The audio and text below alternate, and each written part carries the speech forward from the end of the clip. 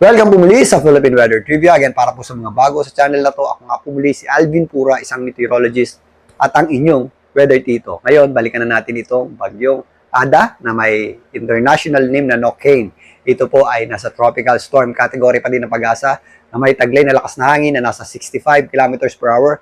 Malapit sa kanyang gitna at kung minsan may mga pagbugsong umaabot sa 80 kilometers per hour. Ito po ay huling namataan ng Pag-asa sa layong 325 kilometers east ng Giwan Eastern Samar. Yan po ay nandito sa eastern section ng Visayas. Bagamat nasa tubig yung kanyang center or gitna, kung mapapansin nyo dito sa ating satellite image, ang malaking bulto ng kanyang kaulapan ay sumasabit na po sa malaking bahagi ng ating bansa. So, apektado po ng kaulapan ng Bagyong Ada ang malaking bahagi ng Visayas, lalong-lalo na ang Eastern at Central Visayas, kasama po dyan ang Cebu at Bohol, maging dito sa hilagang bahagi ng Mindanao, kasama na rin po dyan ang Bicol region. So may mga pag-ulan tayo dyan na directly associated dito po sa kaulapan ng bagyong si Ada. Ito po ay sa ngayon kumikilos pa hilaga, pero ang general direction yan ay pa-northwestward pa rin po. At ito po ay may bilis na 15 kilometers per hour. So may possibility pa rin po yan lumapit dito po sa eastern section ng Visayas at eastern section ng Bicol region ngayong weekend. Ngayon, silipin natin itong official forecast stock ng Pag-asa para dito sa bagyong si Ada.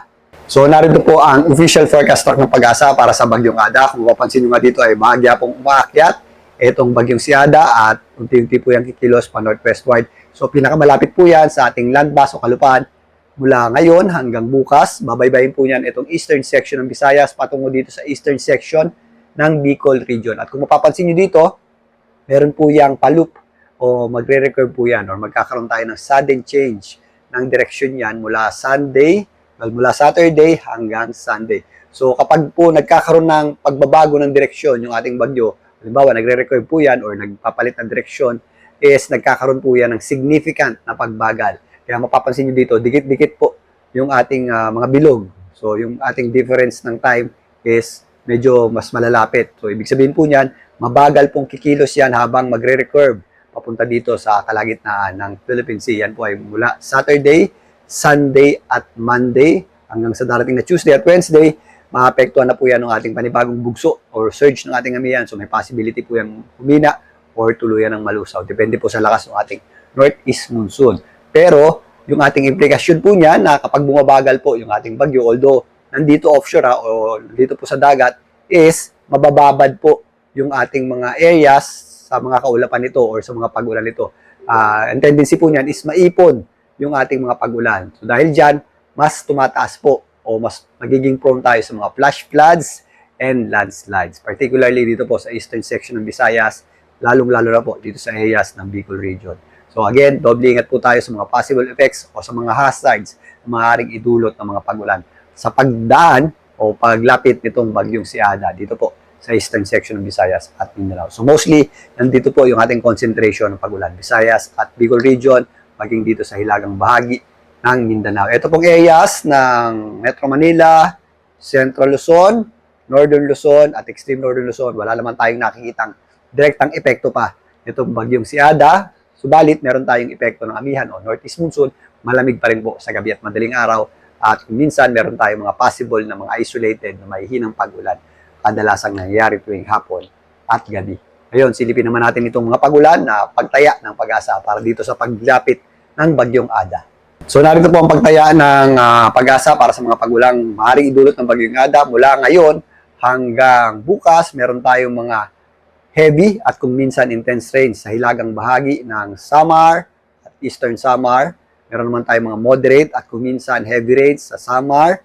Kasama po dyan ang Biliran, Leyte, Southern Leyte, maging dito sa Dinagat Islands, kasama na rin po dyan ang Albay, kung saan dyan po ang Mount Mayon. So, mas tumataas po yung ating mga chance ng mga mudslides dyan at high flow, kasama na rin po dyan ang Sorsogon at area ng Catanduanes. Yung mga areas po na walang kulay, kagaya po ng Western Visayas, Central Visayas, including Cebu at Bohol, Caraga region, Northern Mindanao, natitirang bahagi ng Bicol region, possible naman yung ating mga scattered o kalat-kalat na pag-ulan at thunderstorms. So mag-ingat din po tayo dyan dahil pag meron tayong thunderstorms, biglang buhos po yan ng malakas na pag-ulan. At minsan may kasama rin pong pabugso-bugsong hangin. Samantalang, narito naman ang pagtaya ng Pag-asa para naman sa Sabado hanggang Linggo. Kung mapapansin nyo, umaakyat yung concentration ng ating mga possible heavy to intense rains dahil by this time, umakyat din po ang Bagyong Ada. Nandito na po yan sa eastern section ng Bicol Region.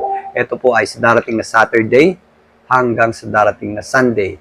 Yan po ay yung ating possible na heavy to intense rains ay nasa Albay, Sorsogon at Catanduanes. Yung ating mga moderate to heavy rains naman ay nasa Camarines Norte, Camarines Sur, Masbate, Northern Samar, Eastern Samar, kasama na po dyan ang Biliran at Leyte. Again, yung mga areas sa walang kulay, possible po yung mga kalat-kalat na pagulan, including dyan po sa area ng Quezon at ito pong natitirang bahagi ng Visayas and ito pong areas ng northern portion ng Mindanao, ang rehiyon ng Caraga. Again, dahil nga mabagal ang kilos, mag-ready po tayo sa mga possible effects ng mga flash floods and landslides, especially sa mga areas na mabababaran ng mga kaulapan. Ito pong si Ada. So narito po yung ating animation para sa mga pagulang maaaring idulot ng Bagyong Ada habang kumikilos po yan.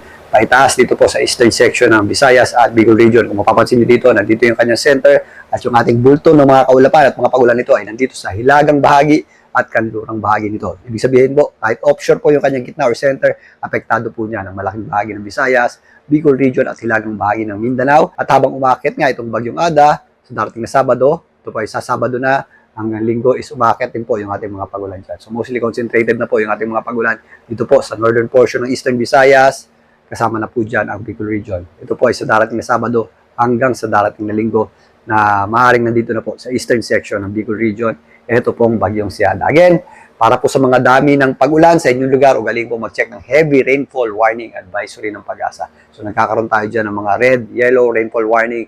So every 3 hours po yan nagbabago if ever medyo marami na po yung natatanggap ng pagulan. At ugaliin din po mag-check ng sa local DRRMO ng inyong area if ever may evacuation plan sa inyong lugar. So ito po ay sa darating na linggo na, nandito na po sa eastern section ng Bicol Region. Ito pong Bagyong Ada na kung saan nandiyan na rin po yung ating mga pagulan dyan. Medyo malapit sa area ng Catanduanes. So again, matagal pa po itong si Bagyong Ada at kikilos ng napakabagal dito sa eastern section ng Bicol Region at Visayas. So doble ingat pa rin po tayo sa mga possible effects ng mga pagulan yan. Balikan natin yan bukas muli. Ito po ang inyong Weather Tito para sa Philippine Weather Trivia. Magandang tanghali po.